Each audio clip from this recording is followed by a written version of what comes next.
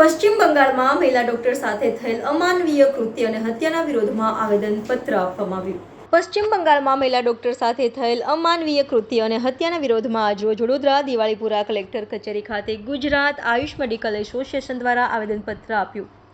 મોટી સંખ્યામાં ડોક્ટરો હાજર રહ્યા હતા। આરોગ્ય સમિતિના ચેરમેન ડોક્ટર રાજેશ શાહ અને ગામમાં પ્રમુખ અને કારોબારીના સભ્યો મળીને આવેદનપત્ર આપ્યું।